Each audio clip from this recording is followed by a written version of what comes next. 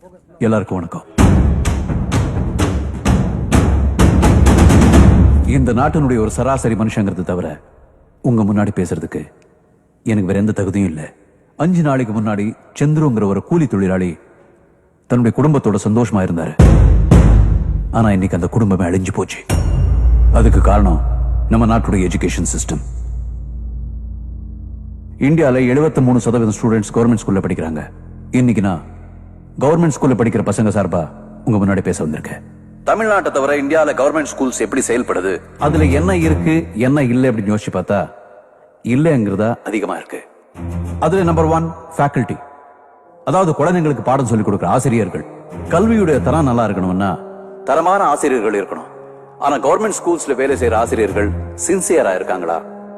25% teachers ஸ்கூலுக்கே வரதில்ல. சில ஸ்கூல்ஸ்ல ஹெட் மாஸ்டர்ஸ் இருக்கிறதே இல்லை.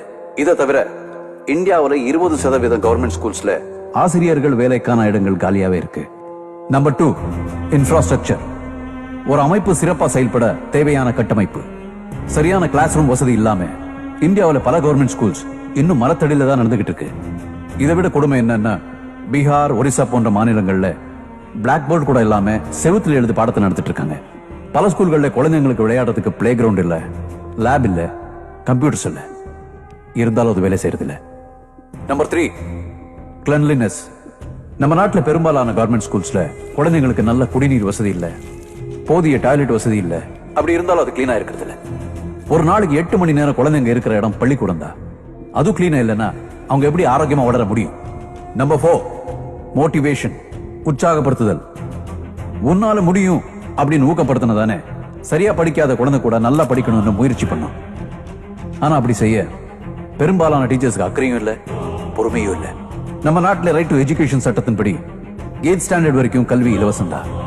ஆனா குவாலிட்டி பெரிய கொஸ்டின் மார்க். இது வரைக்கும் எந்த அரசியல்வாதியாவது தன்னுடைய பசங்களை கவர்மெண்ட் ஸ்கூல்ல படிக்க வச்சிருக்காங்களா? இல்ல. ஏன்னா அந்த ஸ்டாண்டர்ட் அவங்களுக்கே தெரியும்.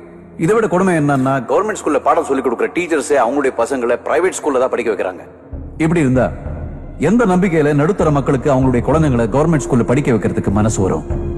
அதனாலதான் பிரைவேட் ஸ்கூல்ல படிக்க வைக்கணும்னு ஆசைப்படுறாங்க. பிரைவேட் ஸ்கூல்ல எல்லா வசதிகளும் இருக்கும், ஆனா ஃபீஸ் மறுபடியும் கொஸ்டின் மார்க்.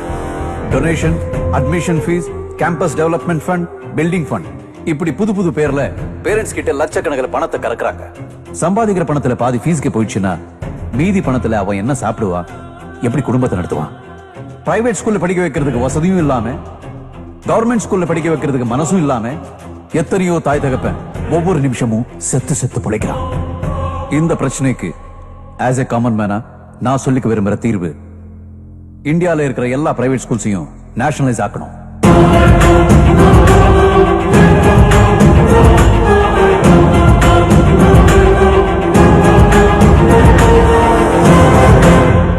அப்படி அரசுடைமையாக்குனா இந்தியால இருக்கிற எல்லா பிரைவேட் ஸ்கூல்ஸும் மூடப்படும்.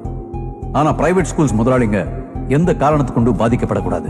அவங்க ஸ்கூலுக்கு செலவு செஞ்ச நியாயமான பணத்தை கவர்மெண்ட் கொடுத்து அந்த ஸ்கூலை விலைக்கு வாங்கணும், இல்ல லீஸ்க்கு எடுத்து நடத்தணும்.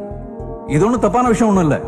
ஒரு ரோட எக்ஸ்டெண்ட் பண்ணணும்னா இந்த பக்கம் 10 அடி அந்த பக்கம் 10 அடின்னு கேட்டு அந்த நிலத்தோட சொந்தக்காரங்க கிட்ட கவர்மெண்ட் பணம் கொடுத்து வாங்குறது இல்லையா?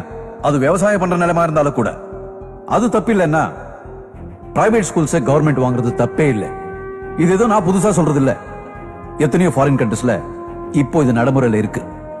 பணம் கொடுத்தாதா படிப்புங்கிற நிலைமை இந்தியாவில் எங்கேயும் இருக்கக்கூடாது. ஆட்டோக்கார பையனா இருந்தாலும் சரி, டாடா பிர்லா பையனா இருந்தாலும் சரி, அரசு பள்ளிக்கூடத்தில் தான் படிக்கணும். அது இன்டர்நேஷனல் ஸ்டாண்டர்ட்ஸ்ல இருக்கணும். இப்படி எல்லாம் நடந்தா நாடு எப்படி இருக்கும் தெரியுமா? நம்ம நாட்டோட கல்வி தரம் 100% முழுமையா இருக்கும். சைல்ட் லேபர் அப்படிங்கிற வார்த்தையே இந்தியால இருக்காது. நாளை இந்தியாவை ஒளிநடத்துற அரசியல்வாதி ஒரு தலை சிறந்த தலைவனா இருப்பான். ஒரு ஒழுக்கமான சமுதாயம் உருவாகும். உண்மையான நாட்டுப்பற்று ஒவ்வொரு இந்தியனுடைய மனசுலையும் உருவாகும். படிப்புங்கிறது ஒவ்வொரு குழந்தையுடைய பிறப்புரிமை. அதை பறிச்சு அவங்களை அவமானப்படுத்துறதுக்கு யாருக்கு ரைட்ஸ் இல்ல. இந்த உலகத்திலே நான் மதிக்கிறது 2 பவர். ஒன்னு ஸ்டூடெண்ட்ஸ், இன்னொன்னு மீடியா. நான் சொன்னது உங்களுக்கு சரின்னு தோணுச்சுன்னா தயவு செய்து இதை நாடு பூரா கொண்டு போய் சேருங்க. எனக்காக இல்ல, நம்ம நாட்டுக்காக. ஜெய் ஹிந்த்.